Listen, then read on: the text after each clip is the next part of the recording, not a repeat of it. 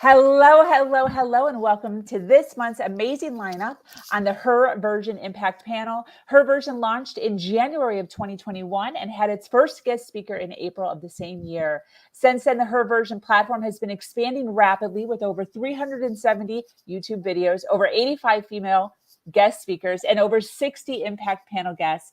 As of the month, we are also streaming across 10 podcast platforms: Spotify, iTunes, Stitcher, Pandora, to name a few. I am thrilled to have a female panel filled this month as we talk about the journey of being a single mom. Join us as we dive deep into our personal journeys and what we have created for ourselves in order to better our lives. For those of you that don't know me, I am your host, Sabrina Victoria. If you're new to this podcast, make sure you follow, like, subscribe, and share. Let's jump right in.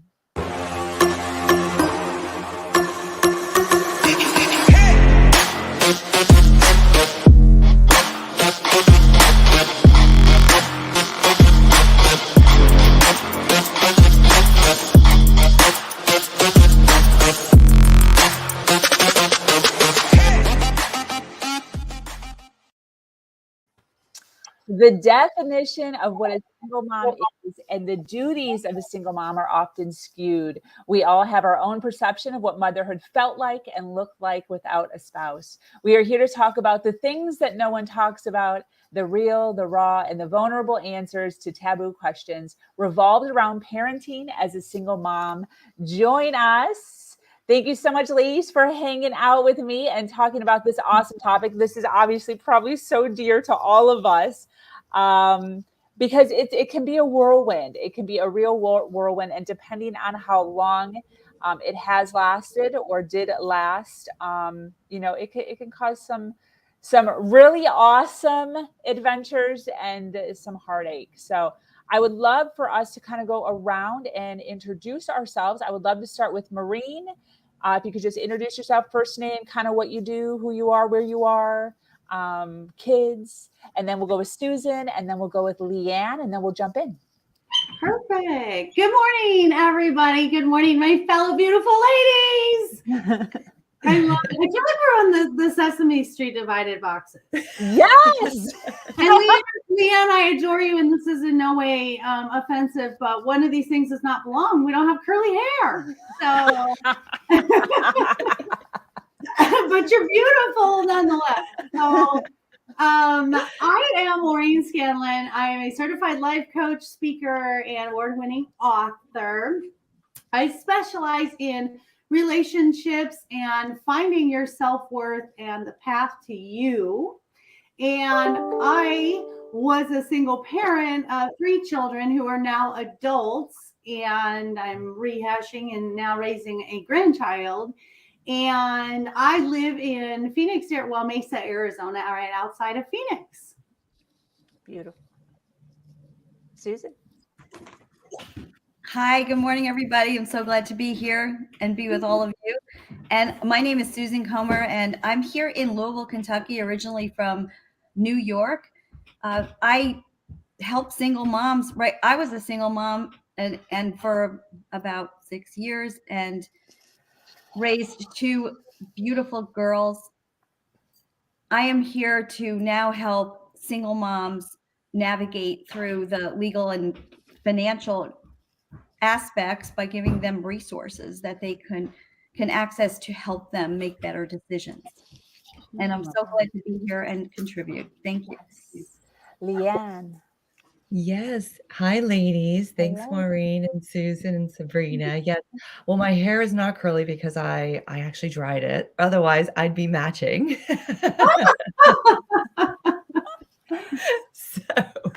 But yes, I am a single mom. Thank you. I'm currently I live in California. I'm currently raising 2 boys. So if anybody has boys, they know. I know Sabrina does. So I coach single parents back into the dating world, how to navigate their life and how to co-parent.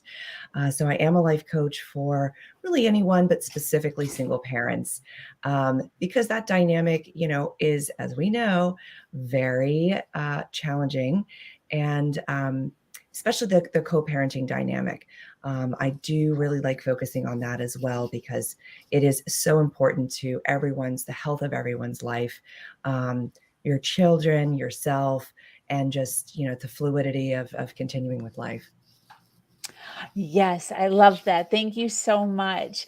For those of you listening live, thank you so much for coming on. I see we have quite a few joining us already Saturday morning. I so appreciate you being here. For those of you that are watching on the replay, please make sure you hashtag replay so that we know that you are here and that you are listening. We appreciate our panelists, and we appreciate all of you that stop in during our impact panels on our early Saturdays to hang out with us. Listen, we all can use some perspective in this area of motherhood just in general. So I encourage you to share this podcast. There are single mothers and mothers everywhere, and we appreciate sharing the message in which we speak. This is an active forum, so feel free to comment or ask questions, to have your questions pop up on the screen, and our ladies will be more than happy to give their advice. I would love to hand the floor off to Miss Maureen this morning and hear a little bit about what she has to say and her question, and we'll kind of go from there. Fabulous. Thank you. I'm going to start with a little bit of statistics. So 25% of all children are in single parent households. That's 20 million kids in the United States that are in single parent households. That's a lot. That is really quite a bit. 75% of those homes of the single parents are of single mothers, which is approximately 15.5 million kids. Wow. So this is not the exception anymore. This is very, very, very common to be a single mom and to be a single parent. My question for you ladies is, what quality or characteristic do you think single moms provide that a two-parent household does not? And I'll start with whoever wants to start first. Wait a minute. Repeat the question. That was a good question. What quality or characteristic do single moms provide that two-parent households do not? I mean, okay. So one of the things that I appreciated about, I have a tough time with this because I don't want to make it sound as if being a single mom is better than being in a relationship. So like, this is what came to my head, but I don't know like who would necessarily appreciate this, but I appreciated it because there's no argument in anything with disciplining, with rules. You're not having to like negotiate anything ever. So, I mean, one of the things that I totally appreciated is just like whatever I said goes all the time. And I never had to worry about, him doing it a different way or me not appreciating the discipline or the rules or silliness like that. And mine happened fairly young. My son was probably 9 months old when his father, I broke up with him, but then to get back at me, he just left the state. He's like, fine, if you don't want to be with me, then I'm completely out. So it was absolutely devastating financially, no child support, nothing. And I was so naive. I didn't even know what, like, I had to make it on my own. But him popping in every once in a while and critiquing me and all of that, I started to realize like, wow, thank goodness I'm doing this by myself, because I would hate to be in that dynamic. Now, that's not to say, obviously it works, it's weird for me to answer that, because it's like, well, then how do you work when you are in a married relationship? But that's one of the things that I appreciated about it. I love it. Ladies, LeAnn, what do you think? What's a quality or characteristic your child has that, a double parent household doesn't always instill, or maybe not even, maybe it is there, but it's not emphasized as much as being in a single parent household? I think for me and for my kids, I do agree with Sabrina. There's no, you don't have to negotiate anything in your home, but we have a very active dynamic with their father in their home. So there is a negotiation going on, generally on my end. But I think the quality that my kids have is seeing their mother as a strong, powerful decision maker, someone that is a leader, someone that, can really take care of herself, call the shots, make the rules, have fun. We go skiing. I like, okay, it's today we're going to go to the bike track and we're going to do this. I mean, I get to kind of call the shots, but they see me being a strong, independent leader, which I think is, I don't know. I know I have a lot of friends that are in marriages and partner dynamics. And, they're both very strong people, but I think there's potentially a lot of moms out there who take on that stereotypical role as the caretaker and the one that says, well, whatever dad says we're going to do. So I feel like, I don't think it's better. I just think that, it's one of the takeaways that I think my children have experienced with me being a single parent. Yeah. Nice. Susan, how about you? Oh, you're muted. You're muted. Thank you. I agree with the comments that were just made as well, and I especially what LeAnn was saying, because now the kids have my daughters had a role model of a strong mother, of a head of a household, and I talk about that. We're running a household and we're running a business, maybe also, or going to work. So they see us functioning and one of my goals is to make everything very seamless. So I got a lot of things going on behind the scenes, but when we were together, the kids saw just what LeAnn was saying, a strong, confident person, somebody who is taking the situation and making the best of it and enjoying life. I think the best thing is for them to see us happy and enjoying life and loving them. And I just felt like they get so much more love because it's always about loving these children, looking in their eyes, and they see that and feel that. And I think it just comes out more when it's just you, right? Because it's they're involved with us. And back to what Sabrina was saying, not that that's ideal. It's just what it is. They see you and they see you as loving all the time. Yeah, I agree. Yes, Sabrina. This actually just reminded me as everyone was speaking, I had a conversation with another single mom, another boy mom, probably about a year ago. And she said something very interesting that kind of stuck with me.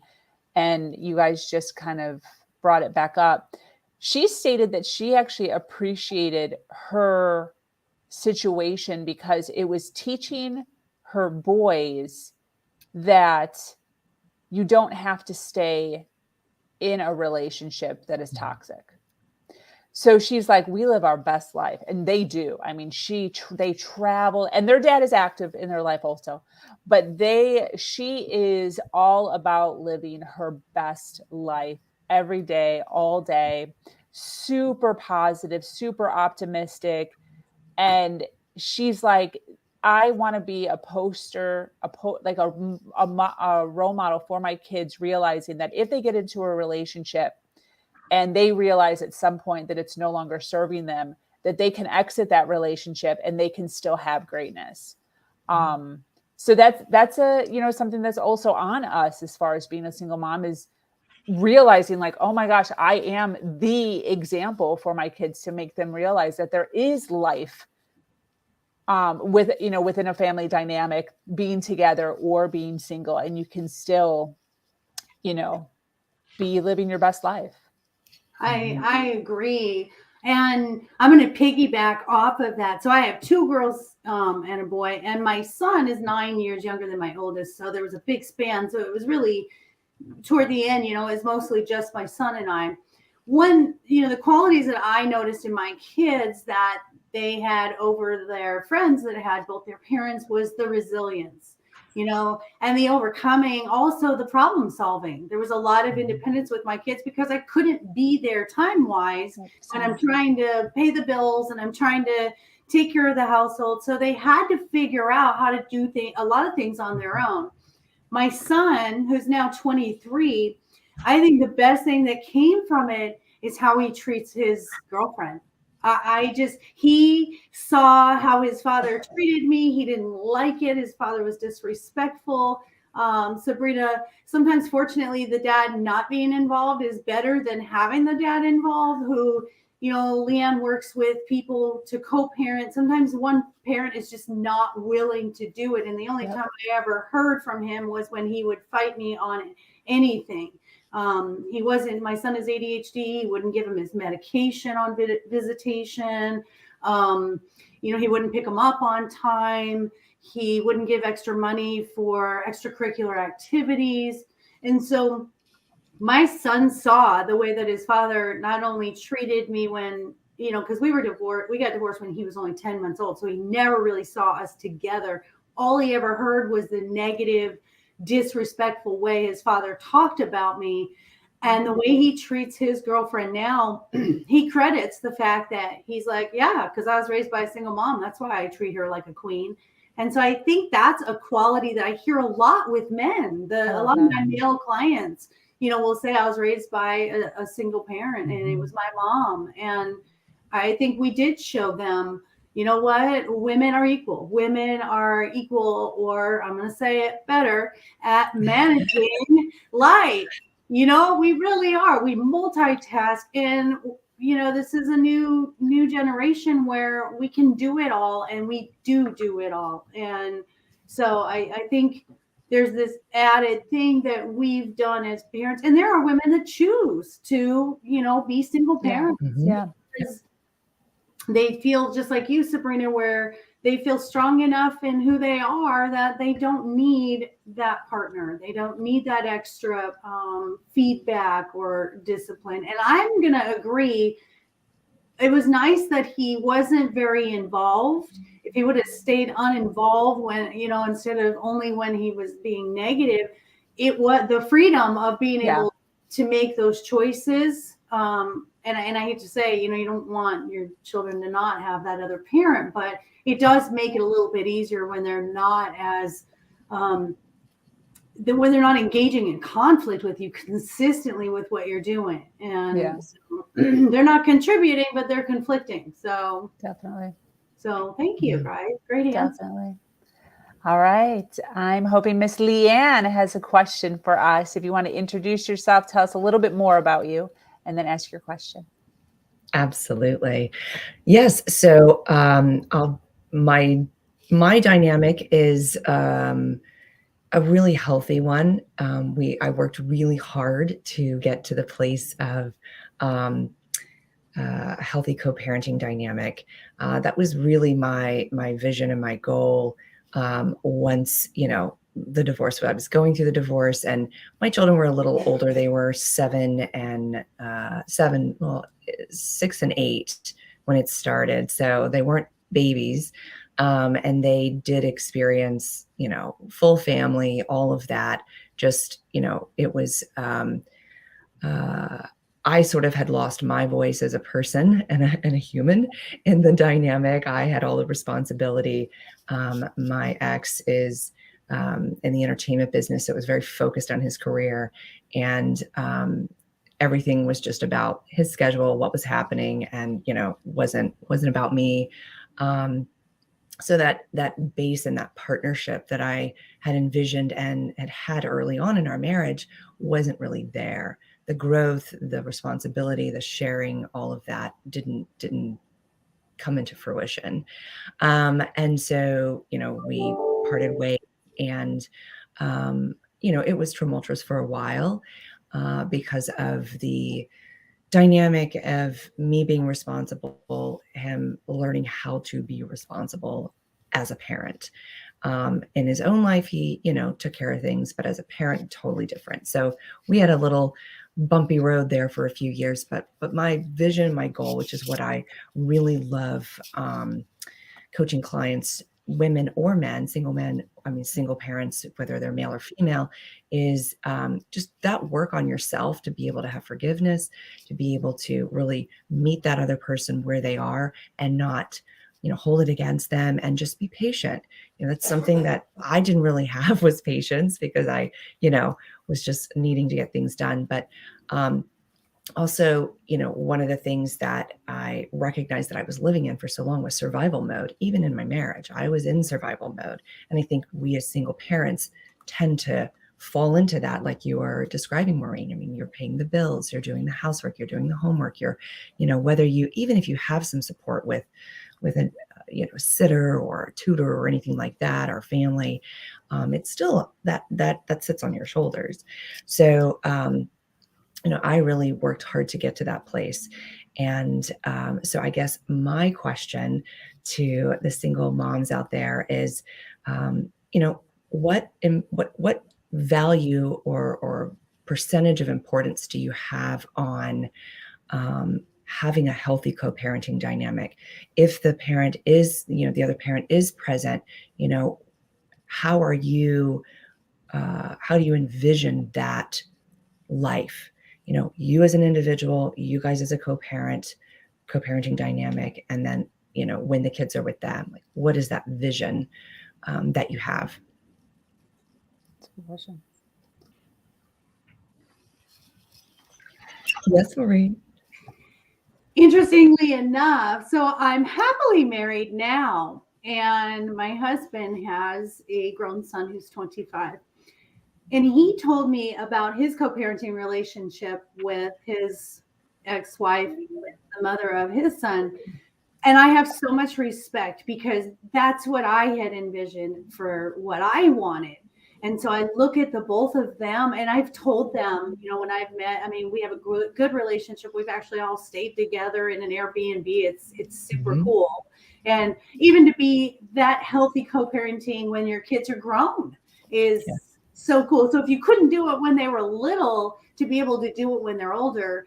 And I ask my husband all the time, gosh, how did you do that? And his answer was, we just put him first. We put all of our emotions aside, any differences that we had, and we had a common goal, and that was our son. And so when you say, what do you envision? I hope the single moms out there and the single fathers, envision, just put our feelings aside and stay focused on the prize, which is our children, and make sure that they are healthy and happy, because in the long run, when they're adults, neither of you are going to have a say anymore. Your children are going to really go with the parent that they felt was the healthiest, to be honest with you. And that's what my girls, my oldest daughters, don't have a relationship with their father. My son has a very strained relationship with his father. I mean, he basically calls him just kind of, his hunting buddy. His stepdad, my husband now, is his dad. So it's interesting how later on, all those things you do when they're little, all that conflict, it comes out later in the wash. And really, that's the long goal. Co-parenting is a long goal. So they're healthy, happy, adjusted adults. Yeah, absolutely. I agree. Yes, Sabrina. Maureen's comment just reminded me, I've watched so many Dr. Phil shows, and Dr. Phil always says, who's going to be the hero in this dynamic? Are you going to be the hero? And that's so true. Somebody has to go along with what Maureen was saying, the dynamic within that relationship. And the thing that I appreciate too, listening to LeAnn and Maureen speak side by side, is the relationship can evolve. So for instance, with me and my ex with my son, obviously when he just left, that was not fun. But then we actually healed. And probably around when he was 3 or 4, he barely saw him. He still wasn't paying child support. But like you guys were saying, you have to do it for the child. So you have to put all of that behind, and you can't be sitting on that. So I just saw he wanted to start spending time with him. I allowed him to start spending time with him. He'd come see. He went from like never to maybe when he was like 3 or 4, he popped in maybe once every other month. And I had to drive him, but still I appreciated him popping in. And our relationship actually started to get really good. And then when he was 11, he decided he wanted to just take him full time. And then instead of asking, he just kidnapped him one day. When it was his turn, he sent me an email and he's just like, hey, thank you so much for watching him full time for the past 11 years. I got it from here. And he just ran away with him and moved into his girlfriend's house, which I didn't know where she lived. He had the whole thing planned out. It's a whole crazy story, but obviously that caused some serious conflict for a very long time. And then again, I just, whatever, it is what it is. And we patched it up again. And then my son kept getting older. And like Maureen said, like, your children are going to make decisions for themselves. And now my son is 17 and he has made some very tough decisions. He has set some very tough boundaries with his father. And I've been there to be able to support him and help him, with his emotions, to help him verbally be able to speak his mind to his father, and the relationship that he wants with his father, and the dynamic in which that looks, and the time in which that looks. And it's very interesting watching.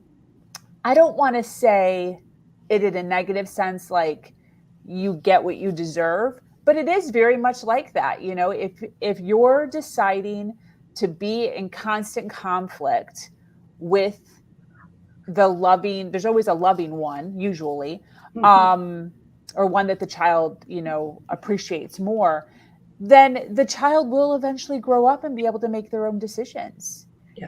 And that's a scary place to be.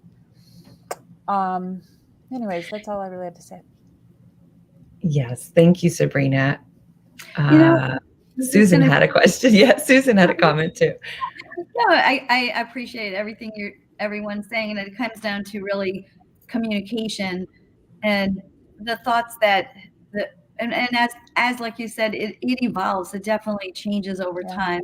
I saw that a lot, and we have an active dad, which is good. And one of the things that I was thinking about while you were all talking is that I remember in the beginning, though, the concept of that we are not a broken family. And I wanted to just read this comment and hear what you had to say, because it's, they draw a picture my kids also were about LeAnn's kids' age. So they were a little bit older when this happened, but when they're drawing pictures of family, it's yes, you have a mom and you have a dad and you have a sister.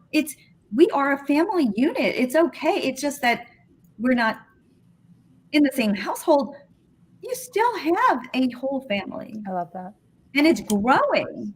Mm-hmm. And it grows as now we add, and I also want to add, like Maureen, I'm happily married, found the love of my life, so grateful. And they see that love. They're so close to my husband, their stepdad. So it's a beautiful thing. And it's a growing family. So I just wanted to throw that idea out.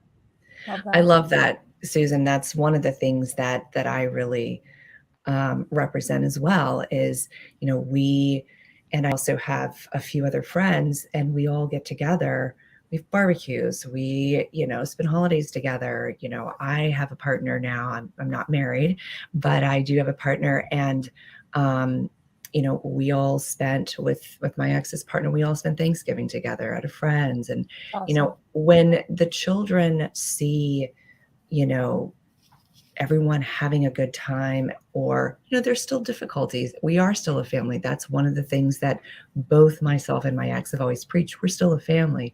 We just live separately, or we just live differently. And there's a fluidity there.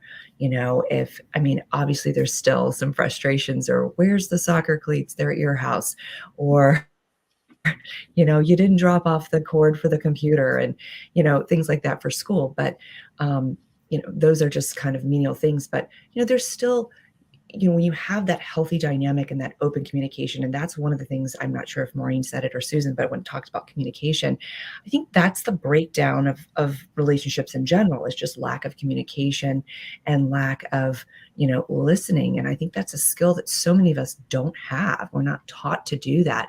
We're taught to communicate in the workspace. We're taught to, communicate at school, to present, to do those things, but we're really not supported and how to communicate in a relationship dynamic. We are all given, kind of, it comes secondary in how we grow up, how we see our parents, how we see our families, how we see our grandparents, all of that stuff. And it's just kind of osmosis, and everyone is like, oh, this is just how it is. And it's really not.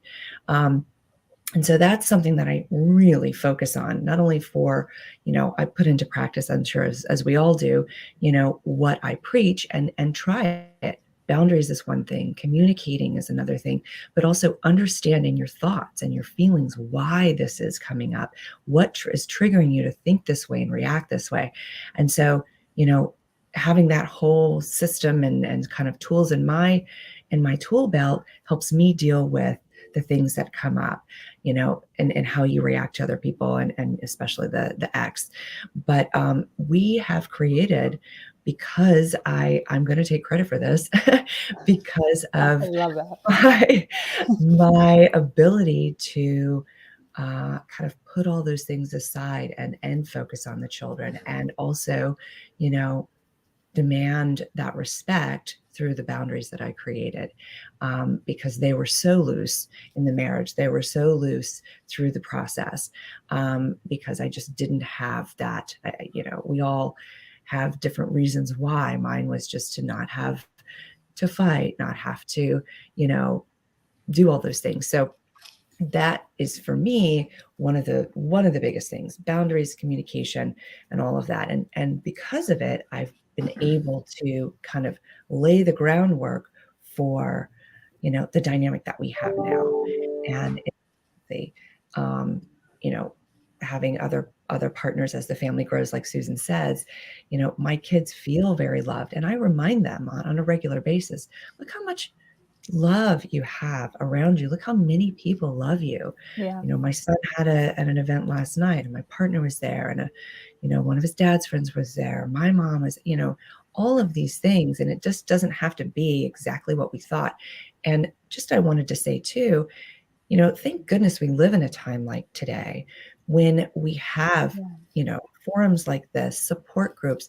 Our culture is more supportive of single parents in that dynamic from a social perspective. I feel like there's, some things that need to happen from a different dynamic when it comes to, helping maybe to provide, money for childcare, things like that, I think that larger issues from a country perspective. But I think from a societal place, think about, women in the 70s, women in the 80s, women in the 90s that were single. It was very, very different. So I'm just happy that we have opportunities like this to share, to put our voices out there, to support women and men, to say, you're not broken. It's not a failure. We are at a time where we are just recreating the concept of family, the concept of child rearing, and we can do it from two separate homes and have two different places where they go. My kids kind of like having two places. So. Yeah. Yes, Maureen. And I love that it's changing. I love that finally, we're understanding that the long-term effects of co-parenting, and my girls were 6 and 8 as well when we got divorced, and my son was 10 months old. But I also want to do the flip side of this. And the flip side is, it takes two people to have a conversation. It takes two people to have an agreement. It takes two people to be willing to put their feelings aside. My situation, and it sounds like Sabrina had a lot of the same things that I did, was no matter how much I wanted it, I couldn't make him do something that I wanted. Correct. And so the hardest part, I think, and I think there's a lot of single moms experiencing this, because in a perfect world, we want to be perfect co-parents, and then we want to get remarried, and then everybody has a picnic on Easter. In my situation, it just didn't happen. It just didn't happen, and still to this day, it doesn't happen.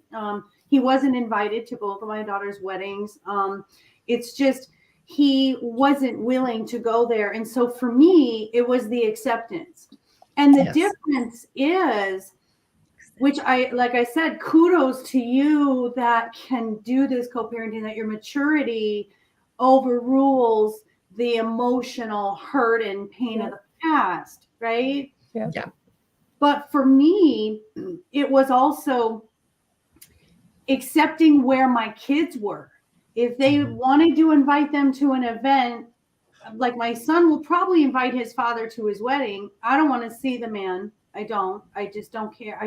Not that I have any ill will toward him. I don't feel anything, and I don't feel he had been there for them. But I put that aside. If that's what they want, that is their life, and then it's their choice.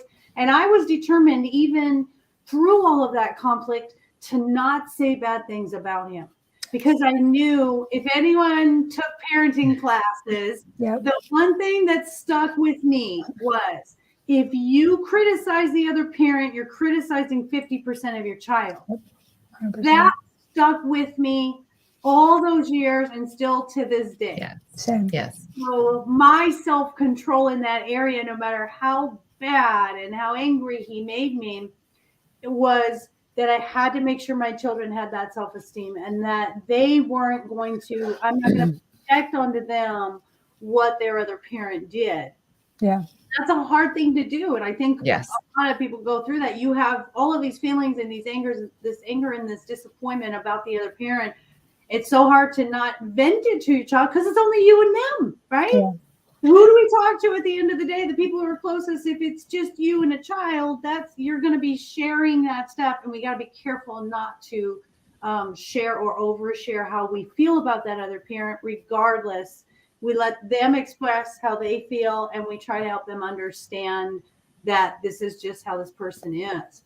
My ex one day called me and said, "I'm so sorry about how I treated you, and I hope you'll forgive me." And I said, I forgave you a long time ago for me.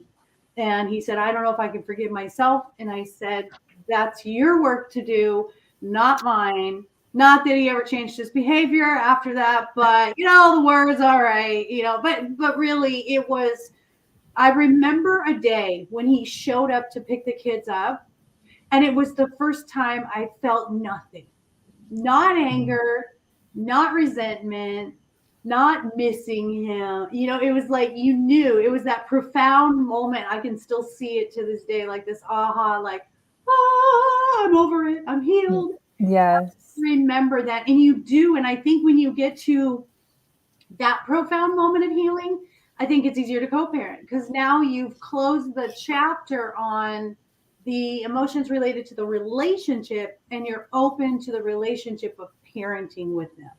Absolutely. And that's exactly why we exist as coaches, at least for me, I know, is to provide to that period, everything that you were just describing, Maureen, of that journey of healing and that emotional healing that takes place.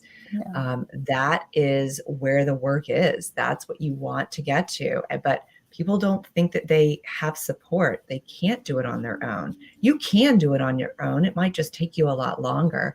But if you have that safe, space and that, non-biased, non-judgmental place to share your feelings, to, see a different perspective, and, have a coach with you to paint that vision with you, not for you, but with you, and what it can be. And I'm not saying co-parenting specifically, but just your life in general.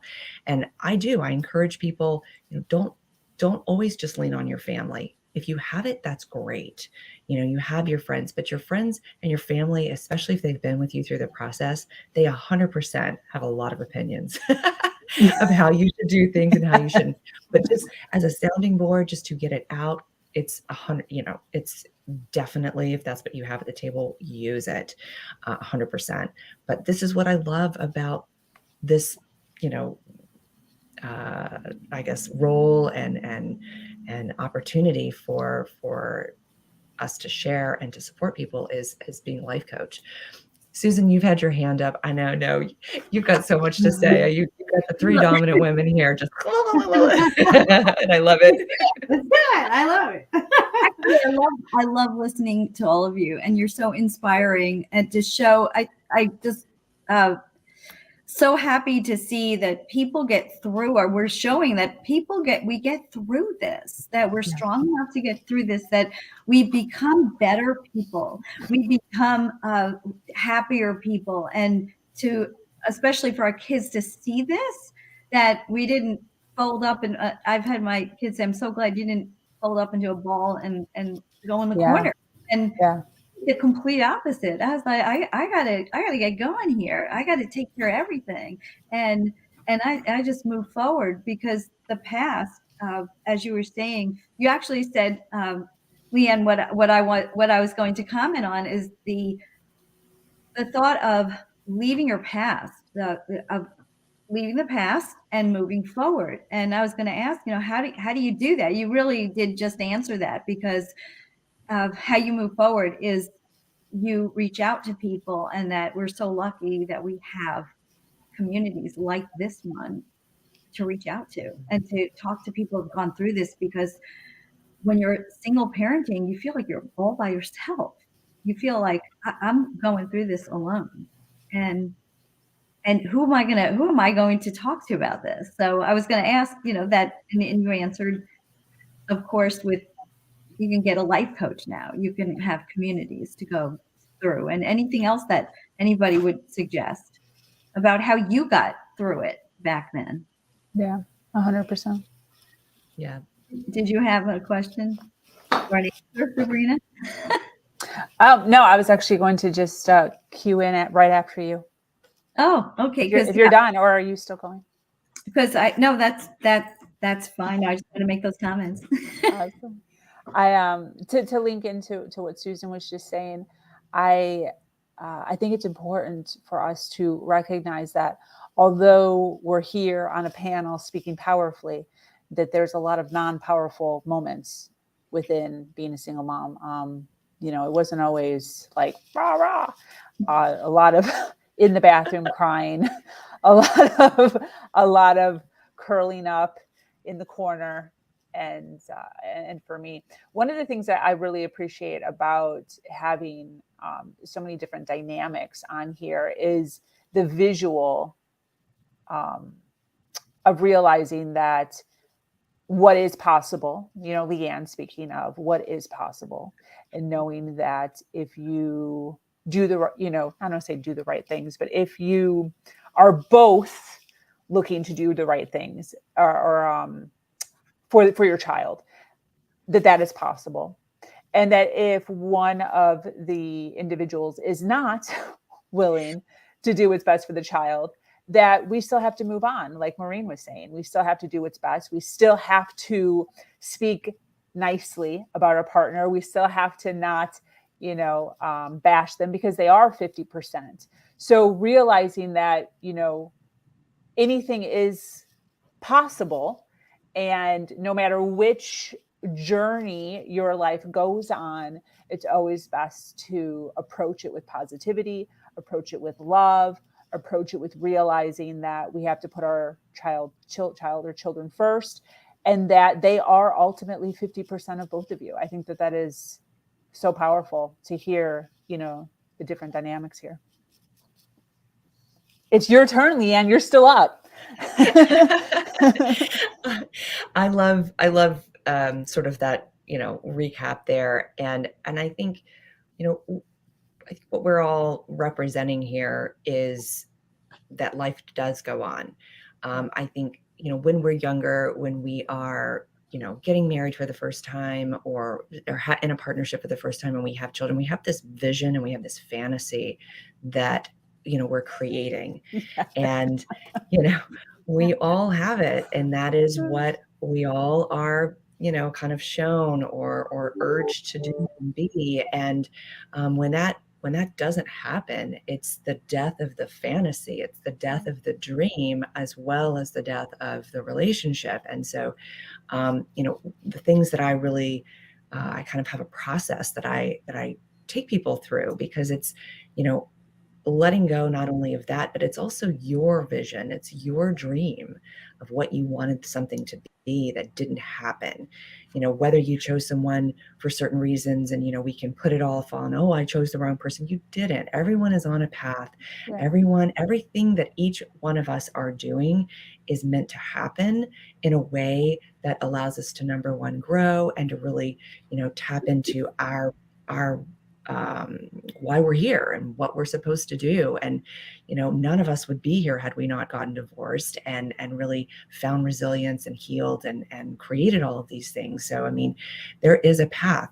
But it is part of that dream that you had as a child or as a young woman, and, or following, what other people are doing or something like that. It is the death of that as well. So, I feel like, when you're a single mom or a single parent in general, when you become a single parent through divorce or leaving a partnership specifically, it is understanding, what am I going to do now? Where do I want to go? How do I want to live my life? Yes, we have little ones and people that we're growing and teaching and doing all of those things, but it is an opportunity. And, I like to paint that vision and to really, create that space for people to say, okay, now what can we do? Because life is not over. You have not failed. It is, even if you've made mistakes and even if things didn't go, kosher the whole way, it's okay. Yeah. It's now time to say, okay, now what do I want to be and where do I want to focus? And Susan, the things that you help women do with, finances and creating all of those things. I feel like there's also a dynamic of career coaching. Where do you want to be? What kind of job do you have now? Where do you see that going? There's so much in life that that can come from this. It's just having the right people at the table to help you see that. And I think you asked this question a few comments ago, Sabrina, of what did you do? And I fortunately, and I'd love to hear everyone else how they initially went through this. I had a coach. That was one of the things that I knew that I had reached my capacity for my personal familial network because they had not experienced what I was going through. So although there was love there was support there, the forward, creation of this new life, I had to get from someplace else. So I had a coach, and I remember this coach saying, in 3 years, everything will be different. And I was like, 3 years, that's so long. What am I going to do in the 3 years? And it was literally true. I swear, I feel like it was the day of year 3. I was like, wow, she was really right. But the work that I did to get there, the tools that I had, the processes, and when you're going through that emotion, when you're having, like Maureen was saying, when you are trying to put to bed those things that are dying away, the tools that you have at those times, those little dark times, are crucial. That's what helps get you through, because you are the only person that ultimately can pick yourself up. You can have support, you can have opportunities, but you are the decision maker. And so that's what I did. I had a coach, and I worked with her for probably 8 or 9 months. And I also had an intuitive healer. That was my go-to person, because I'm very into spirituality that way. But those were my resources. I'd love to hear, Maureen, Susan, and Sabrina, how you kind of supported yourself at that time. Maureen. Sabrina and I have a very similar story. We did not have family support. We were isolated. We were in abusive relationships. And that comes into play when there's a lot of single parents who are coming out of these abusive relationships where they've been isolated. And so they've lost these connections with family and friends. And now you're out there in the world financially struggling, emotionally struggling, mentally struggling. And we did it though, girl. We did it. But I do want to say you're absolutely right. It's so great that today you have the ability. I was divorced in 99. We didn't even have any we really didn't have resources. I mean, we had dial-up. There was no internet back then. No, I mean, there was nothing. We were floundering. We were like, sink or swim, baby, sink or swim.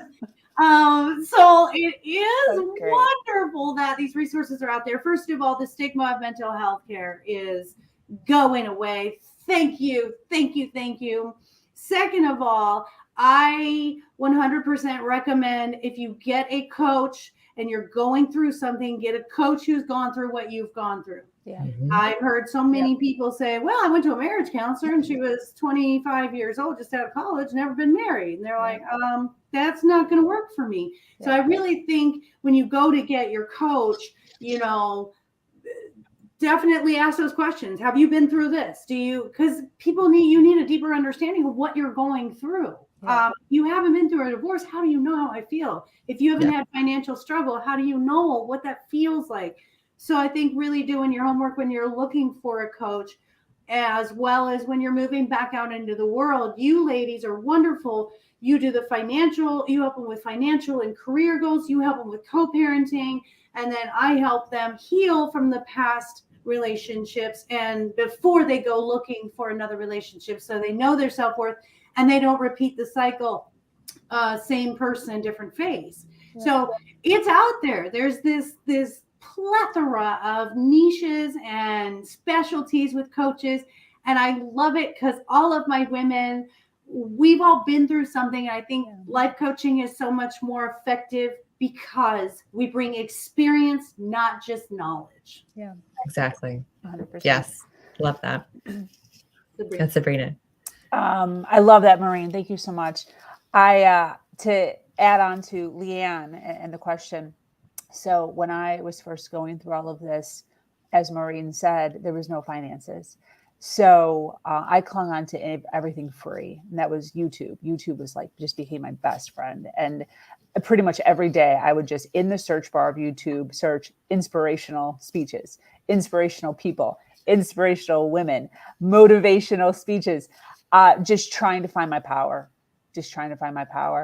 And once I came into money, I did the Landmark Forum. I don't know if anyone's ever done that. I did a communications course. I did the advanced program.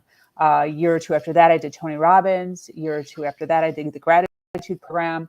A couple years later, I did Tony Robbins again. So, once you start to see the value in, as LeAnn was saying, finding somebody who knows a little bit more than you do and then investing where needed. I went in the direction of, classes or courses, which I know LeAnn has done also. So you kind of have to find what fits, what's appropriate for you, what works for you with your finances and with how you learn and how you are kind of set up as far as, getting motivated and moving forward and learning. And that's all something that you have to know yourself. But I do know that all of us on here have, worked on our own personal growth and have invested in ourselves financially. And not to say that, if you're not capable of doing that at the moment, that you are stuck or you're frozen in time. Because like I said, for years, all I did was just listen on free. There's so many more. There's more than YouTube. There's so much stuff out, including this platform, where there's just stories after stories after stories after stories of strength, of hope, of victory, of success, and coming from something that wasn't so good and moving into something that is, a lot better. So, and meetup groups. There's meetup groups for single moms and play dates. And that stuff is amazing when you network and you collaborate and you feel so less alone because we're all going through it and we can share and vent. And that's something I would have loved to have when I was going through it. So everything, there's a lot of free stuff out there. You're right. The community is so important. Community. Yes. Yeah, I so agree. I want to jump in and say personal development just completely changed my life. And that when I found that, and you don't know, like Sabrina, I'm so impressed that you went out searching for it because a lot of people don't even know where to begin or don't know that these resources are available. And once you see what's available, it's like, where's this? Why didn't I have this before? I would have been able to deal with everything better. Yep. It's crazy like that. And really evolving. I worked with one woman who I worked with one woman who forgot who they even were. They forgot their identity before they were married. And back to who are you? Who were you before you got married and had children? You had an identity. You were a strong woman, and find yourself again. 100%. Absolutely. All Absolutely. right. Well, LeAnn, we're gonna end your session now. Thank you so much for everything. That was absolutely phenomenal. I so appreciate you being here and all of your insight and everything. I'm going to hand the mic over to Miss Susan. Thank you. Yeah. But I appreciate the passing of the mic and all of your comments, and being here with the three of you is phenomenal. I know that you're an inspiration to whoever's listening. I don't know if we have comments, but I'm Suman Kommor, and like I said before, my background is financial planning, and it evolved into a program where I found a service that helped people have affordable legal access. And I'm finding that if I had access to more legal counsel where I was able to go, as Sabrina was saying, sometimes you don't have any finances, you're not going to seek counsel, you're not going to seek coaching that you need because of financial resources. So anyone that can provide access to these resources could be very valuable to people going through this, and it leads to making better decisions, because if we're not informed, it's harder to make good decisions. So I wanted to go back to that subject, is how did you go back and make decisions when it was just you? Like, who did you go to? Who was your support? And especially, I know Maureen and Sabrina did not have maybe the support LeAnn and I had, supportive families. How did you do it? How did you get through that? Well, for me, if we're talking about financially, it's interesting. Or both. Yeah. So I did have a life. I sought a coach, and I was supporting myself and in that regard from an emotional perspective. But I really had to shift on a dime. My whole, work focus. I have been a professional model for 25 plus years, and living in LA. I was living in New York, but when I got divorced, I was in LA. But I had always done something else, in the sense of I was kind of making strides in the wellness and healthcare space. And I did not have a resume of 10 to 15 years of being in a professional working environment. I did have a couple of side hustles that I was doing with regards to products and, affiliate marketing, which is what it is now. It wasn't that, 5 years ago, that's not what it was. But I really had to shift on a dime, and I got an opportunity to ground up work with a company. And I'd never done that. I'd never worked in a professional environment with a team, as a sales rep, as, that kind of thing. And so I started doing it. And, long hours and things like that. But I knew that what was in my wheelhouse was what I needed to kind of lean on. And then I got an opportunity to work with a company a few years ago that, in a sales position. It was a startup in the wellness and aesthetic space. And so I jumped right in. I, like Sabrina did with gaining knowledge, I just absorbed everything that I was learning from my team, what was available to me. And it was amazing. I actually still work with that company in business coaching and bringing opportunities to business owners. So I've really honed those skills with myself, which created value for me, gave me a sense of purpose, and I understood sort of my own personal worth in being able to create that. And then I started my coaching business as well, because I have a degree in psychology and I've always been a coach.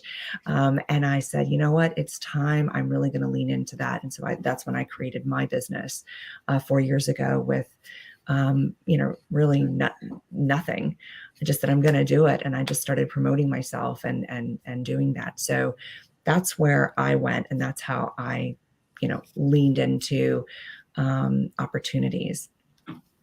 Well, that's really awesome, because what I just wrote down, shift on a dime. And I think that's something that all of us, to make those decisions, because we make hundreds of these decisions as a single mom, and you need to make that decision about an opportunity. And that's scary, but you developed your worth, you found your worth, and that's what it's all about. And I hope we're here to inspire people to show you can go back and find yourself and be a better person. And your kids are watching this happen as well.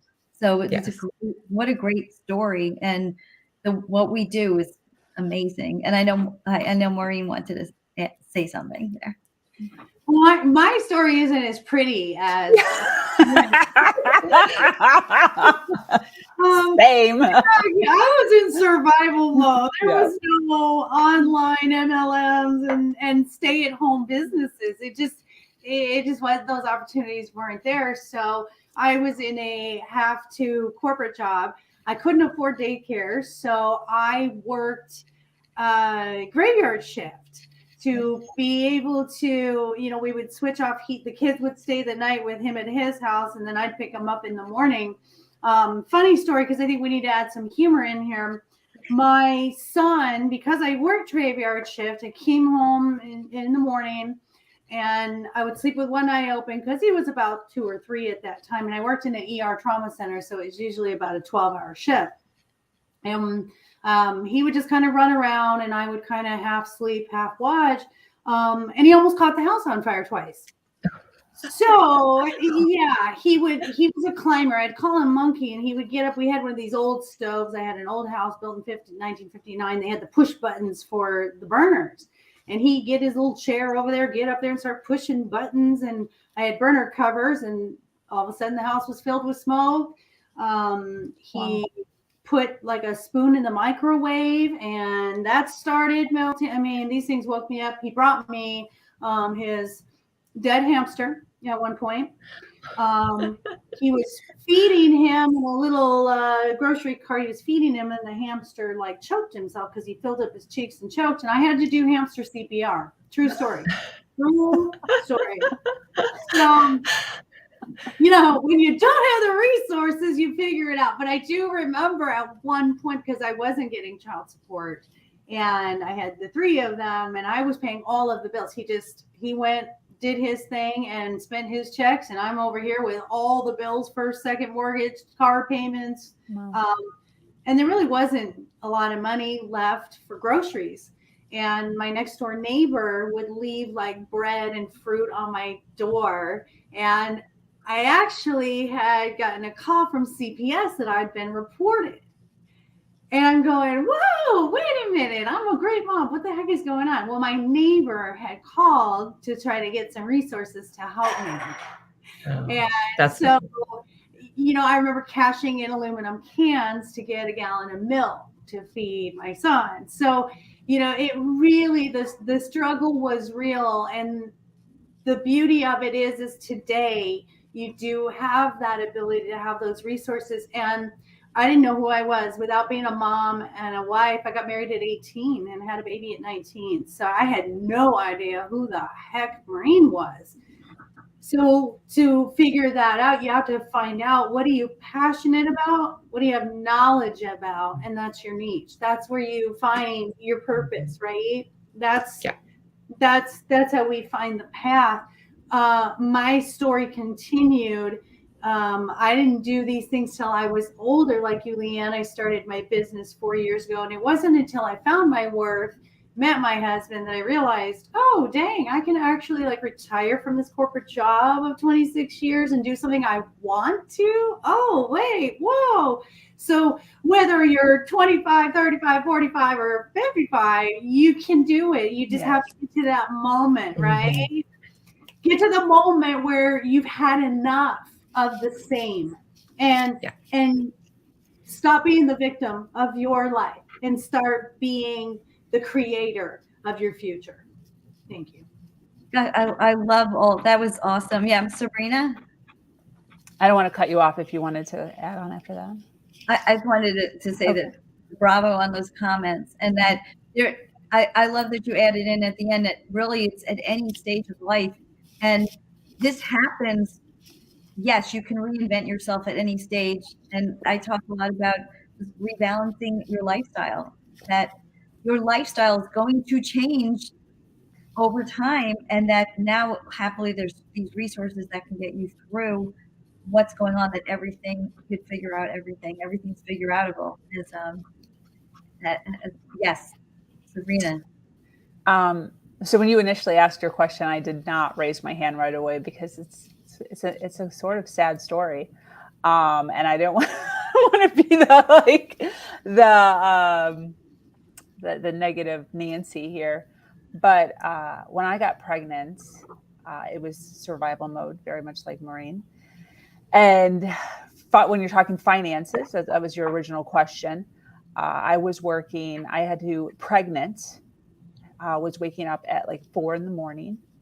and I was working peddling newspaper subscriptions from 5:30 in the morning until 9 o'clock in the morning outside at gas stations in Chicago in the middle of winter. Wow. To make money. Yeah.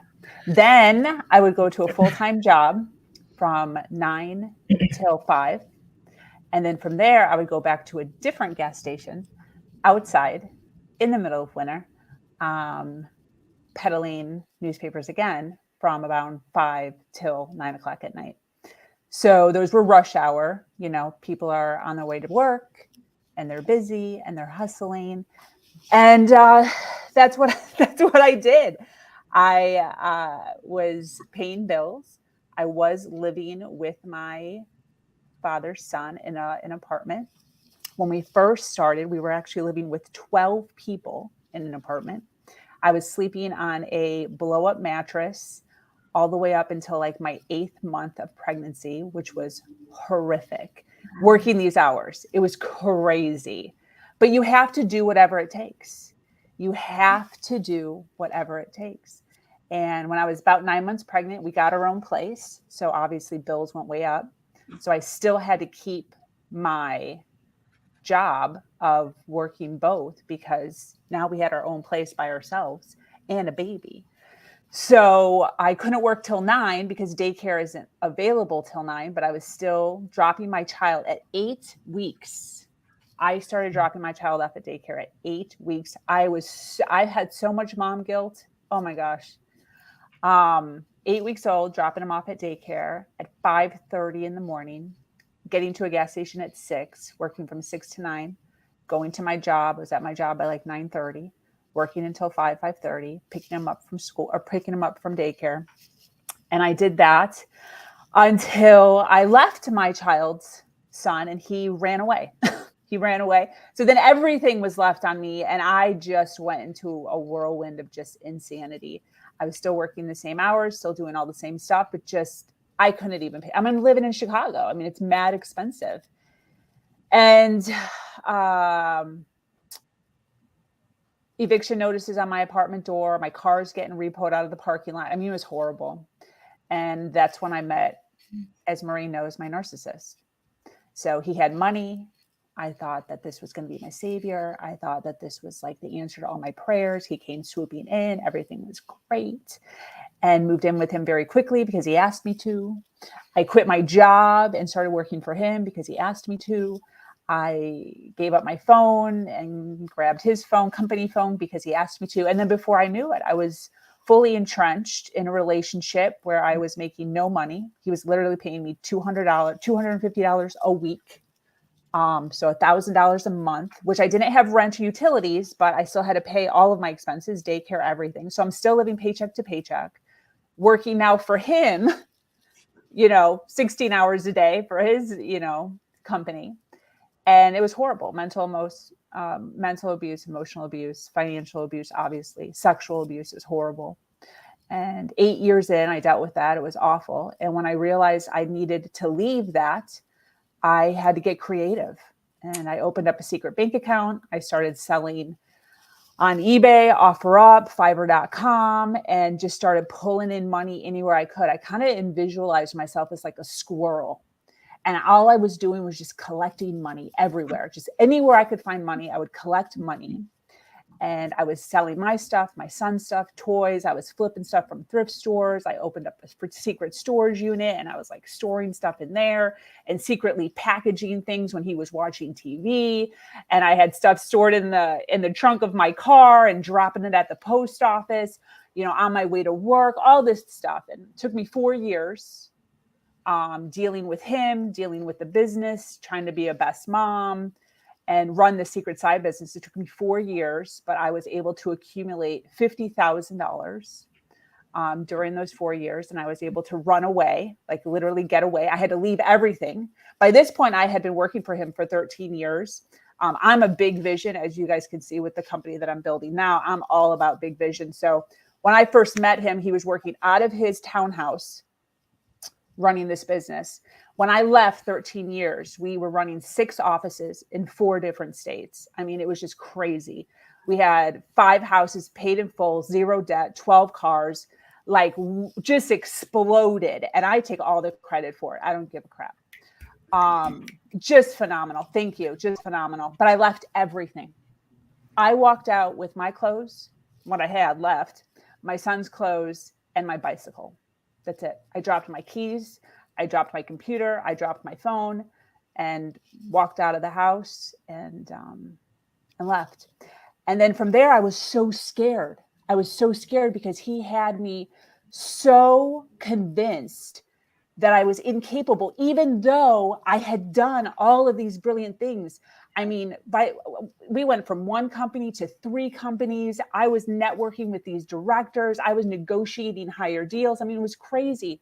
And I still mentally thought that I was incapable. I mean, it was insane. So in order to never go back, in order to not fall, I was so financially insecure, even though I had money. I finally had like so more money than I ever thought possible.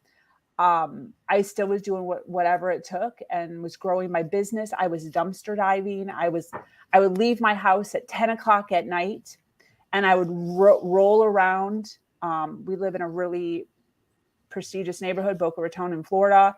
And I would roll around from 10 o'clock at night till 2 in.the.morning, picking up garbage on garbage days, bringing it back to my garage, listing stuff, building my business, just grabbing money still as much as I could. And this story is to teach that, like, it doesn't matter whether you have LeAnn's story or Maureen's story or Susan's story. Anything that you want is 100% possible. It's creating a plan and it's making the time to do all of the things that's necessary. When you have a child and you don't have the community, you don't have the support, you're completely isolated, you have to get creative. You can't sit in a state of victimhood. You can't sit in a state of woe is me, because there's no time. There's no time. You have to start being, our brains are meant to be creative. They're like imagination factories. You can literally think up anything. And if you take the time and you sit just for a moment and you pull away all of the woe is me, all of the this is so sad, all of the he left me and my parents suck, or whatever your story is, and you say, hey, listen, I'm going to sit here until something comes to me. I don't care if it takes 10 hours, no Netflix, no TV, no phone, and I am going to create a plan that works for me in the situation that I am in the environment that I am in, and figure out a way. Every situation that I was in for so long sucked so bad, like to the nines. Is that a saying? But I had to make it work, and I had to get creative, and it changed and it evolved every single time. But the thing is now at this point, there's such a brilliant story. There's so much determination. And there's so much that I have learned that I'm now teaching my son, and then I'm now teaching other people because of it. So it's not in vain. You have to do whatever it takes and then realize that there's a lesson at the end of it. Yeah. I I love that when you end up having the gratitude for the lesson. Yes. That is life. And I wrote this as you were speaking. Yes. Take it. Yeah. Yes. It's Any like, as action. long as you're not standing still, Yep. you're moving. That's okay. No matter how small the step, like just move forward. I don't care what it takes. If it's one thing a week, if it's, one thing a day, if it's just do something that moves you, that's Yep. different than yesterday and last week. Because when you're in that funk, like Sabrina and I have been in, you don't see that light at the end of the tunnel, and you just feel so oppressed, and you just feel there's this brick wall around you, and you're like, I can't move, I can't go. It's the innovation that Sabrina talks about is I've got to get creative, make those lists. What can I do? Okay, here's my vision over here. What can I do today about that to move me that much closer? Just a little, even if it's an inch, I don't care. Just what can I do that moves me to that? Yep. So That's I all love it you. is. I love your story. You're so inspirational, Sabrina. Thank you. Yes. Yeah, thank you So much. Oh, thank you for sharing that. That I'm sure it gave all of us chills and anybody watching. Because you're so courageous and so resourceful. And I know you've heard this from Tony Robbins, because I've also heard this from him, that it's not about resources, it's about being resourceful. Yes. And you were and we all have that in us.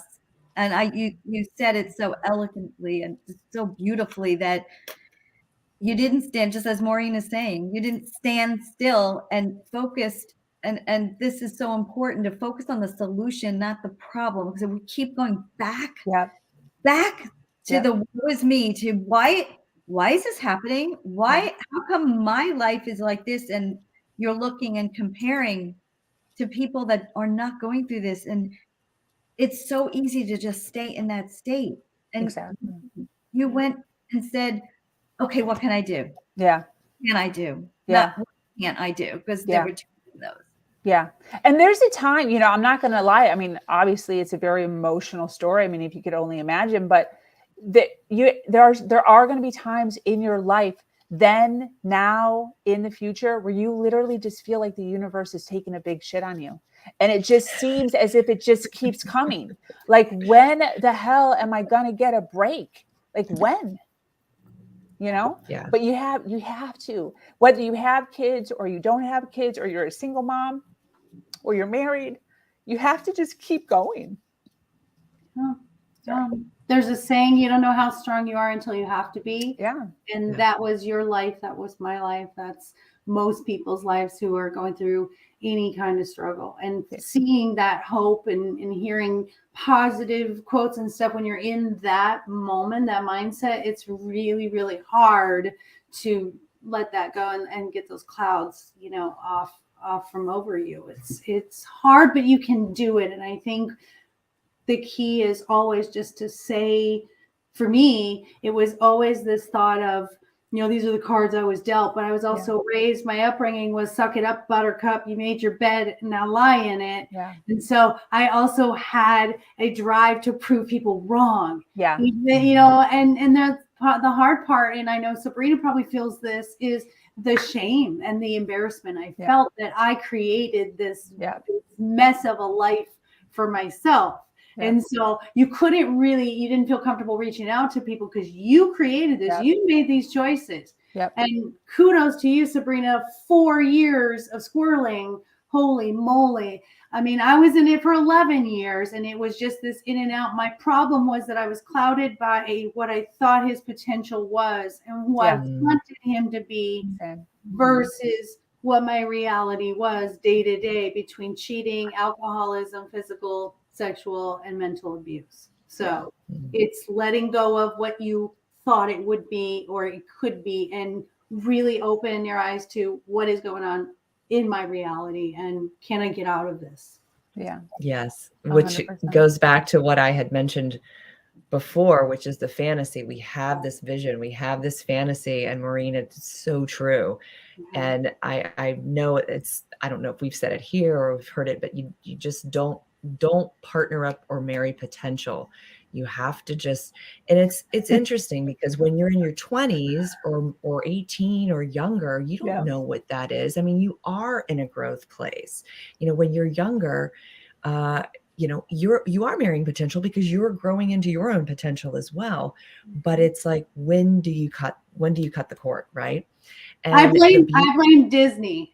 I Yeah. blame Disney for making us think we were all princesses deserving of a prince to come save us. So sorry for interrupting. My apologies. Yes, I have this vision right now, and there's this meme going around, and it is, you know, I think that the top of it says something about, you know, kids are too exposed to sex early on, and it's just all of these pictures of all of the Disney princesses kissing all the princes. I don't know if we've seen it going around, Wow. but it is this vision that we are, especially as women and even as men, that men are supposed to swoop in and save you and save you from, you know, doing anything in life but just being a mother, or, you know, it's not true. But I love this conversation because the word that's coming up for me is just resourcefulness. And, you know, some of the mentors that I you know, work with now, it's about being resourceful, but it is going within 100% and asking yourself and looking at what's in front of you. And even if you are, you know, if you don't have a corporate job, or, you know, you're working as a cashier at a grocery store, whatever you are in right now, it doesn't have to be that forever. It is temporary. Use your mind, use the resources that are out there, and just sort of sit with yourself. I just finished reading the Glennon Doyle book, Untamed. I know that was a big hit last year, but I read it, and two of the things that really stuck with me through it is, you know, she's coined the word, you know, we can do hard things. That is absolutely, like, I think the motto and theme for single moms for sure is we can do hard things. Yeah. You know, it doesn't feel good. It's not comfortable. It's, you know, sad sometimes, and sometimes it's very, you know, stimulating and powerful, but we can do hard things. You know, what I do in a day, probably what you ladies do in a day, some people, they do that in a week. So could do hard things. But also, Sabrina, tapping back into what you were saying, is one of the things that she mentioned in this book is she just had this calling to sit and meditate. And she said she started sitting and meditating, and went in the closet after she dropped her kids off from school, and she would just go in the closet where it was quiet and dark. And she said she didn't know what to do. Like 2 seconds in, she's like checking her phone, or I want to check my phone. I want to do this. I want, you know, but just taking the time. And she did it every day until she found some answers within herself.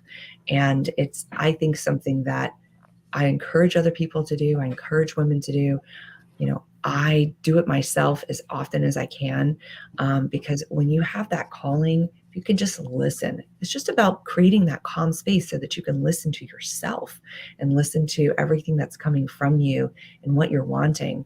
But I 100% support that. And I'm glad that, Sabrina, you did it. Your story is so inspiring. And there's so many women out there that, you know, do have the shame, or they don't want to do certain things. It's like, you know what, it's just temporary.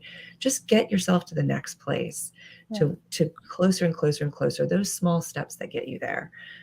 It's just like going through your paperwork, you know, just do this much at a time. And then ultimately it's done. Yeah. 100%. I want to touch on one thing, because it was mentioned just within comments within the female community as to a topic, you know, topics to cover. And I think that the one that I want to bring up, we've talked plenty, and I wanted to make sure that we had enough time for all of us to speak. But since we still have a little bit more time here, I think that it's important for us to talk about mom guilt. That was one of the things that really popped up in accordance with being a single mom, and being guilty about not being there enough, being guilty about not having a spouse, whatever it is. I'd kind of like to maybe open the floor to you guys to talk about your version of what that was, or if you had it at all, and how you've overcome it, your view on it, if anyone wants to share anything on that. I'll go. Go ahead. I'll go. So the topic is, as a single parent, dealing with the mom guilt, as in we don't have enough time to do everything. Or what I've always said was, if they succeed, that was all me. If they fail, that was all me. So that's really where the mom guilt comes in, is you have this weight of how they turn out is all on me. When you have two parents, it's easier to say, well, they get that from you. This is what you did. You disciplined like this. And I do remember, so my one of my questions, my second question was, or even just a sharing for everybody, is, what was a moment that you remember, you just sort of the straw that broke the camel's back, right? And this goes along with the guilt. And I remember my children were all sick. I had a girl in each bathroom vomiting, and I had the baby in the crib vomiting, and I'm running and they're calling me.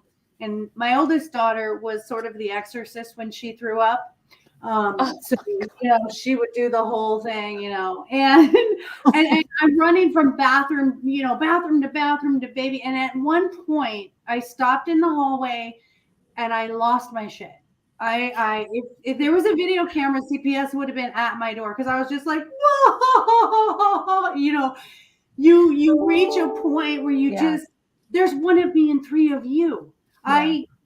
I can't do this right now. So the mom guilt, what I always reminded myself through everything, even if I failed, even if I made mistakes, the best thing to say to yourself is, no one is going to love them the way I do, regardless of how I fail, regardless of mistakes or lessons or anything.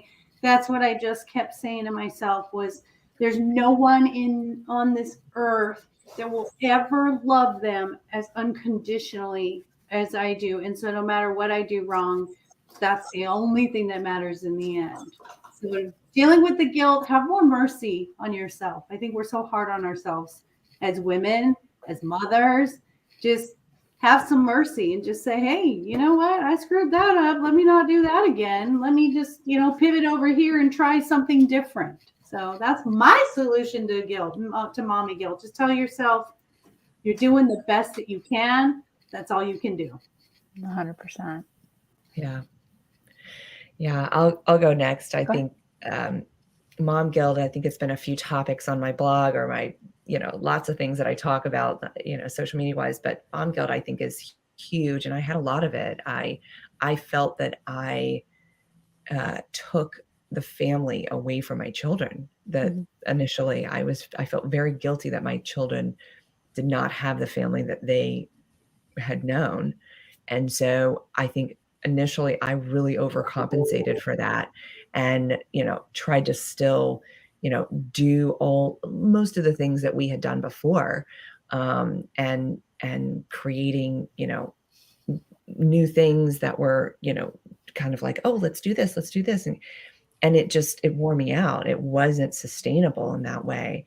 And I think, I felt so guilty about that it really pushed me to try to create this better and healthy co-parenting dynamic so that there was fluidity with the kids. But, for me, what it ultimately came down to, similar to what Maureen was saying, is just showing up, being consistent. I could be tired. I could be, in the middle of coaching, whatever, but just I'm at that game. I'm helping them with their homework. I'm present when I'm with them because that's what they remember. And I would sit and think, what do I remember as a child with my family? And, when my parents, what made me feel loved with my family when I was a child? If I can remember back to that, what created that for me? And so that's where I started to just really focus, is exactly what you were saying, loving them, being present with them, snuggling them, doing our little movie nights, and just the things that just made them feel loved, instead of this vision that I was trying to still hold on to and create and hold on for them. Because, I had to work through that. I had to work through, I wasn't the one that caused the, the dynamic of the family or the divorce, but it was collective. It was both of us. But, I just carried that with me. So that's how I've worked through it, is just, loving them, showing up and being consistent. If I set a rule or if I said something, follow through with it. If I say I'm going to be there or we're going to do this, we do it. Not, oh, well, I'll do it later, because that perpetuates the feeling of not being important and not feeling loved. I think from a kid's perspective and from just reading different books and different stories about people. So that's how I've kind of overcome that and just let myself be with them. 100%. 100%. Yeah, I love what both of you, all of you said, and we all go through the mom guilt and overcompensate, and really giving yourself grace and realizing you don't have to be mom and dad. You just have to be mom. And my mom taught me that. As growing up. I'd love to hear that. That's a separate question or bigger conversation. Just showing up, being there for them, doing what they like versus, well, this is what I want to do. What do you like? And allowing them to evolve. It's such a beautiful thing to watch your children grow and having experiences through their eyes and getting to know their friends. I got really close to my kids' friends because I loved who they were and who they were with. And when you have that cohesiveness, things are just so much better because you're more involved in their life. They want you to be there. My kids always said, no, I want you to come with us. My friends want to see you too. And what a great feeling. What a great feeling. Yeah, for sure. It's interesting that you use the word overcompensate. I think two of you guys said that, overcompensate. And I'm going to quote Dr. Phil again. Well, not necessarily quote him, but something that I learned from him, because I know I dealt with this. I didn't deal with this a whole lot when he was younger, but as he got older, I started, I think, to overcompensate because I wanted him to love me more and to appreciate me more and to secretly, I'd never, I wasn't I didn't bad talk his dad or anything like that, but secretly I wanted him to like me more and to love me more. I had gone through so much when he first left, when he was a baby, and then his dad popped back in randomly when he was 3 or 4. And all of a sudden he was loving his dad. And I was like, wait a minute here. How could you be showing this man any sort of appreciation when I've just sacrificed so much for you? But he's 3, So Dr. Phil says an interesting thing as far as parenting from guilt and overcompensating. And he says something to the effect of, not quoting you, Dr. Phil, sorry, exactly, but who are you doing it for? Mm-hmm. So are you doing it in a greedy, egotistical way of me, and I want to look good, and which is what I was doing. I want to be the best one. I want to be the good one. Mm-hmm. I want to have all the love I want. Or are you parenting for the child and what's in the best interest of the child? And I remember when I heard that, which was fairly early on at this point in my life, I changed, I altered it a lot. And I had to really do some self-reflection on, wait a minute, this is actually coming from a not good place inside of me letting him get away with things, me not feeling comfortable disciplining him the same way because I didn't want to hurt his feelings. I didn't want him to think dad was more, because when he would visit dad was fun. So they'd go to a hockey game or they'd go to whatever it was. And I'm over here do your homework or whatever. So it's I feel like the crappy militant mom who has all the rules and makes him make his bed. And then his dad is super fun and awesome. And I hated that. I secretly super regret, what's that word? Resented him for that. So in order to gain some of that back, I was not being as harsh, or not that I was a harsh mom, but being more lackadaisical with rules and all of that stuff. And I really had to sit back and say, whoa, I have to be careful here. I have to be careful with making sure that I'm still implementing the correct things that my child needs in order to develop mentally and emotionally correctly. And I have to put all this ego stuff aside. I'm not the super fun, awesome mom all the time, 7 days a week, or what would that be? That would be like 16 days in a row. Am I a really awesome, cool, fun mom that does really fun things? Sometimes, yeah, but not all the time, because there's shit to do. So you know what I mean? So I really had to self-reflect. So for those of you listening, we still have a ton of people hanging out here. We've almost been on here for 2 hours. I so appreciate you guys being here, supporting us, listening in. If this is an area in which you are suffering, which I did really a lot, this was a big thing for me. It's important to recognize, where that's coming from as far as mom guilt and parenting from guilt. I want to piggyback off of. Go ahead. Okay. What you were saying, Sabrina. I'll just make one brief comment, Maureen, and then you can go.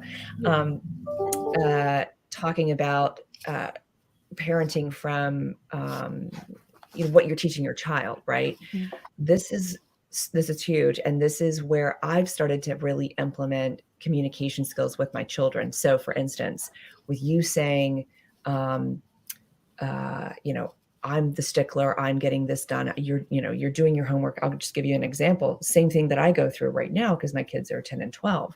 Yes. So I say, it may not be fun to do your homework right now, but my job as a parent is to help you grow your brain, to help you, gain these skills so that you can continue through school, and so that you are creative and you're supportive and you start to figure out the things that you really love. So I take these opportunities and I communicate it with them. If I get frustrated, if I've had enough, and I'm like, guys, how much have I done for all of us today? What have you contributed? Why do you think I'm at my max right now? Why do you think you should, I'm hitting this wall right now because I've asked you 8 times. I shouldn't have to do that. Like there's a responsibility. You're a part of this family. You're a part of this household. We all collectively need to work together. And I don't think this is language, just for single parents. I think this is just parenting in general. Yeah. We tend to, try to make everything perfect for our kids. And it's like, that doesn't help them or give them skills for life.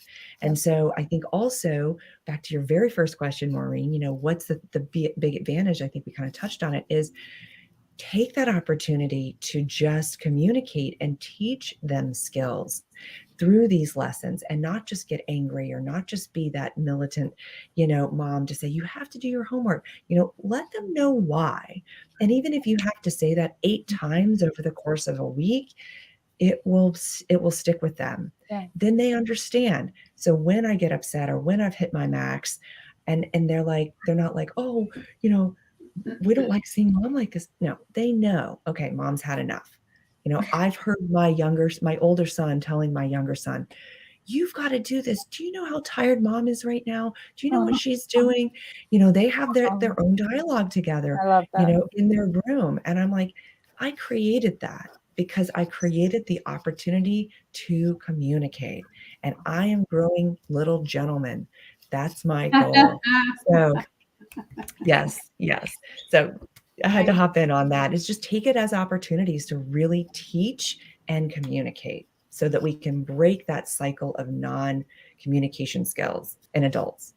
That is amazing. I love that. And you can see the fruits of your labor when you're not around. And we always want to see it in front of us, good manner, speak well. But when you sneak up and you hear it, from behind the scenes, it's super cool. I wanted to piggyback off of the overcompensating, because 1, 2, 3 of you said overcompensating. Mm-hmm. And what popped into my head is to not do what I did. And the overcompensating became enabling. Yeah. See, yes, exactly. And I enabled my oldest daughter for years. I mean, she's 32 now. And I think up until 6 months ago, I was still enabling. I didn't want to see her again. I wanted to see the potential. I didn't want to see exactly who she is and what choices she was making. Also, I was parenting from guilt. Yeah. I was parenting from the idea that she has relationship problems, and she's in abusive relationships because of me, because her father did this to me. I was her example, or I gave her a father that wasn't a good example of a man. And so I parented out of this guilt and not wanting her, since I was all alone and had no support system from my family. I was like, I'm never going to let my child flounder out there alone. I'm going to put a pillow down every time she falls. And she's never going to have to feel the pain of falling like I did. Yeah. Unfortunately, it really inhibited her growth. And now at 32, there's still not enough growth there. There isn't any independence, and I'm seeing things for what it is. So the overcompensating, like you said, Sabrina, I want to be the nice guy sometimes too. Why do I always have to be the bad cop? Yeah. Why do I have to make you do all that unfun stuff?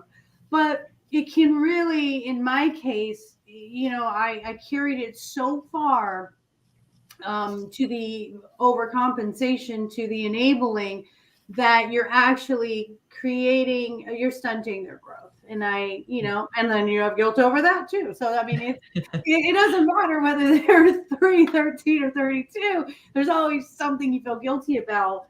But what I've learned now, by understanding, like you said, it's okay. They're going to love me for what they've seen me do as a parent, and guided them in the best way I knew how. And how about the consistency?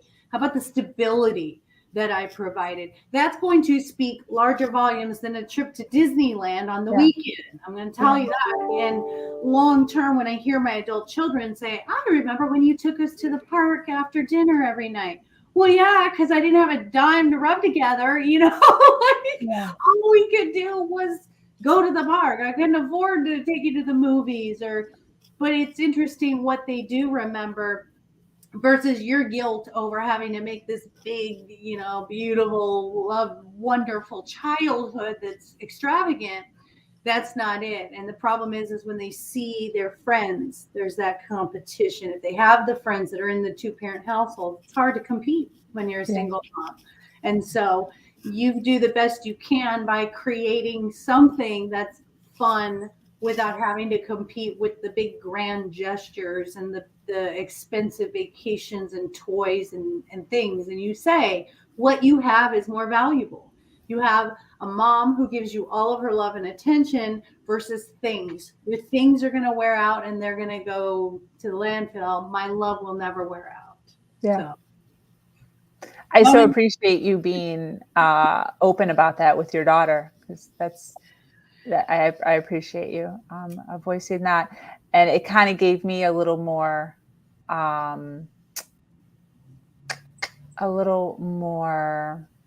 guess, happiness towards the way that it's hard to do it the other way. Having my son do difficult things, because I don't want to see him struggling or hurt or irritated or frustrated with me. But the situation that he went through with his dad, and him needing to create his own boundaries, it was really hard for me not to step in as like mom and do the phone call and be like, hey, listen, this is the new rules that like the middleman. And I had totally stepped back. He's 17 and he voiced all the things. And it was probably a 7 phone call, drama-filled stuff between him and his dad over the course of maybe 2 or 3 weeks. And I had to sit back and I had to support him, and I had to give him solid advice. And he made the phone calls right in front of me with me in the room, and he did all of it. I had to keep my mouth closed, and it was very uncomfortable for him. He got very emotional many times. His dad got very emotional many times, but my son was able to, confidently speak. He was able to speak his mind. He was able to speak with emotion. And as difficult as it was, and as much as he was like, I don't want to do this. This is so uncomfortable. I can't believe, why can't I just ignore? why can't I just avoid his phone calls? And I was like, that's not how we do things. That's not how we communicate as humans. As humans, we have the ability to speak our mind with our words. And I told him, you have to do this now, because there's something in your future that is going to need you to know how to do this later on. Yeah, I told him that. Yeah. And I said, this is your practice. Your dad is giving you a gift of being able to practice this right now, because you're going to need to do it again at some point. So he understood that. It still did not make it any easier. Still did not appreciate it. But I'm telling you that the amount of confidence when you make your children do hard things, when you make like LeAnn was saying, when you make your children do things that you wish your parents would have done for you, the confidence that they walk away with is out of this world. It's out of this world. And him being able to speak his mind, him being able to communicate thoroughly about what he needs, what he appreciates, what he doesn't appreciate. It's gotten, and it's always been, because this is stuff that I've been doing, for years. But this was a big thing, a very big thing for him, because this is his dad.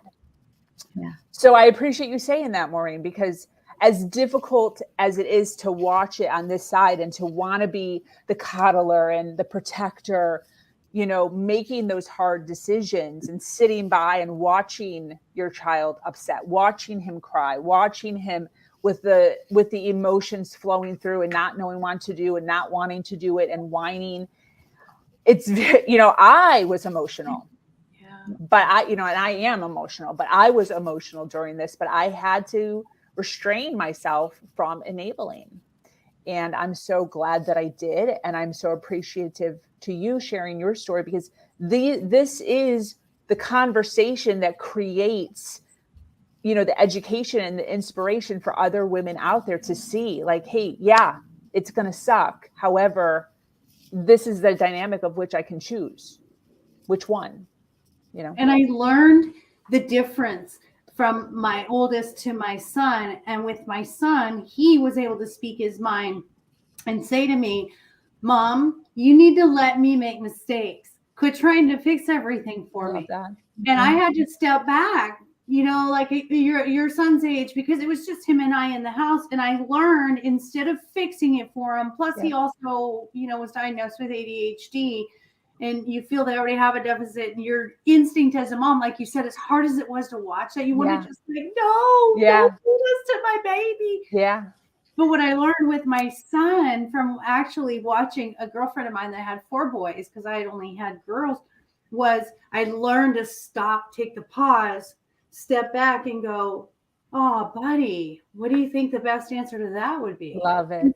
Instead of jumping in and being like, let me fix this for you. Well, like I did with his sister. It was always fix it for them. And I learned I'm not going to do this again. And learning to take that step back, you have to take the pause, because your mother instinct is to step in and protect and love and nurture and cushion.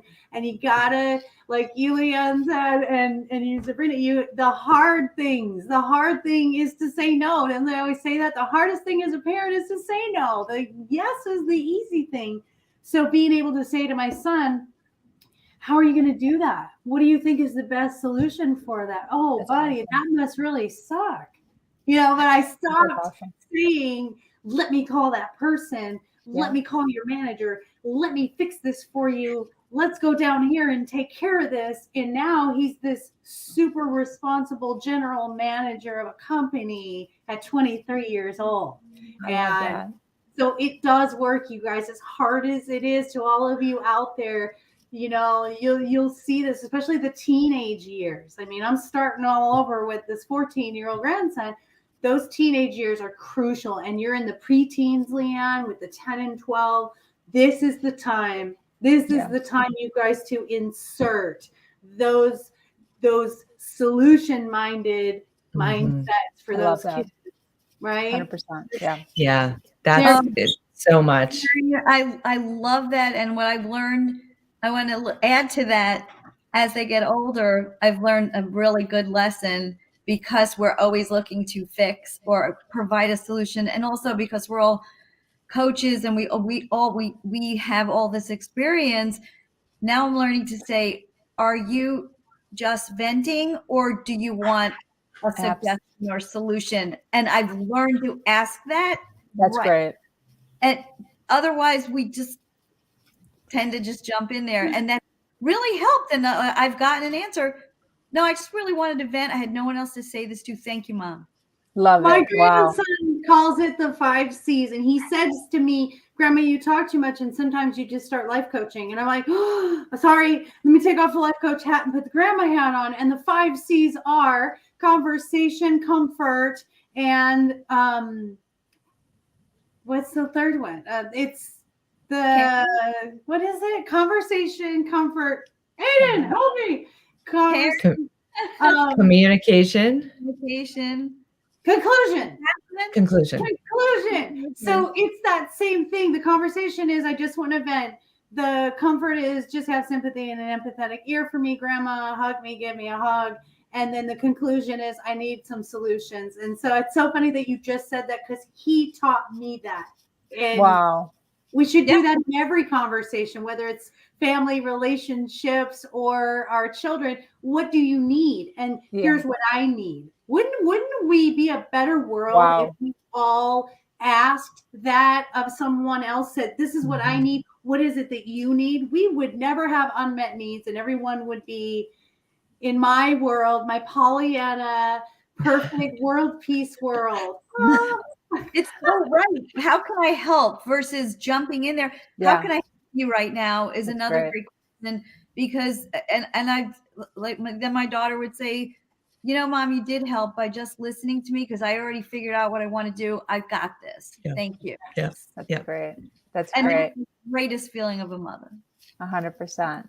Well, this has been absolutely fantastic. I so appreciate the three of you hanging out with me this morning. For those of you listening live, we so appreciate you being here supporting us. I do want to go around just for a minute and just have any closing thoughts. We have 9 minutes, so if we each just take a minute or two, we should close right at time. But if anyone has any closing thoughts on the subjects, or any last minute things that you want to throw out there for our audience listening right now.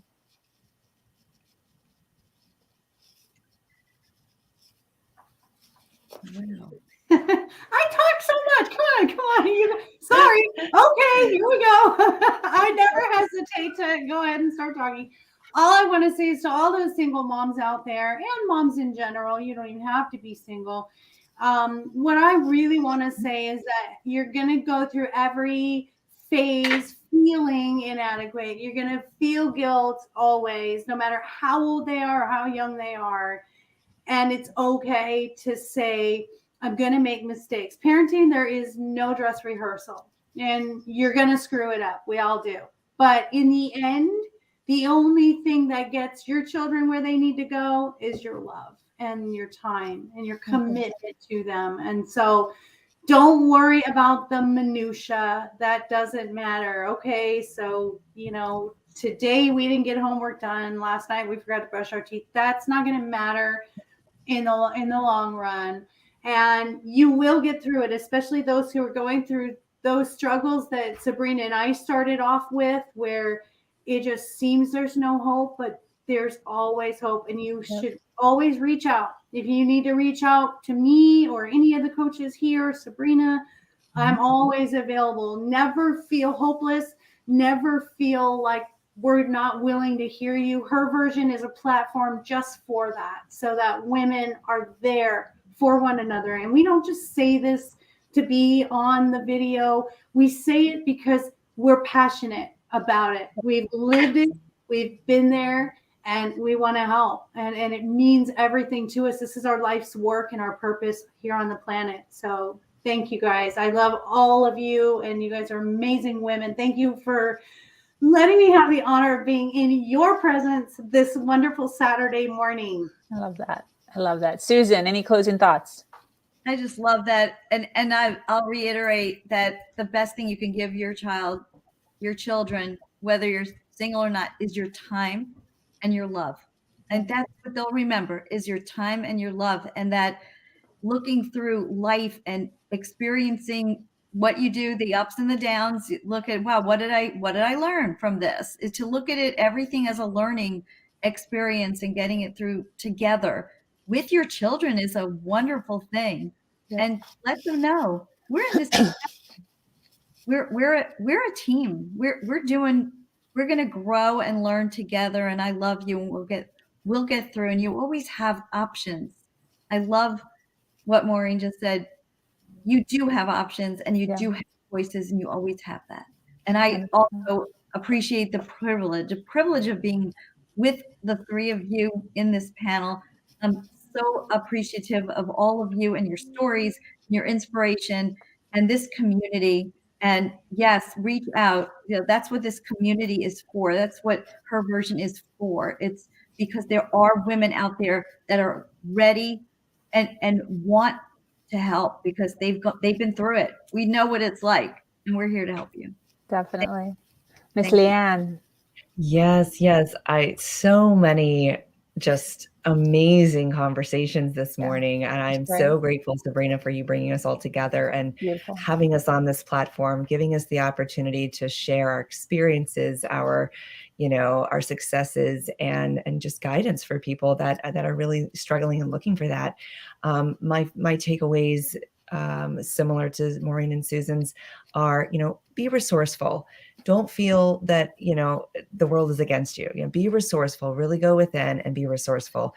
As a parent, just like they said, love your child and keep them as a priority in your life.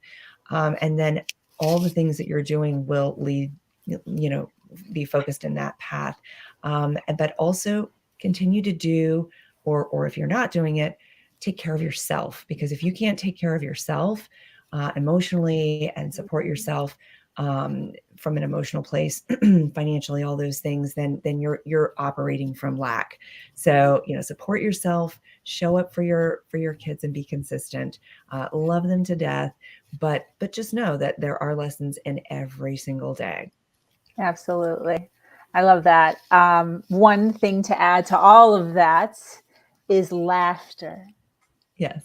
Laughter. I think that it is so important. When I was pregnant, I found out or read somewhere that it was so important for your child to hear you laugh when they were in the womb.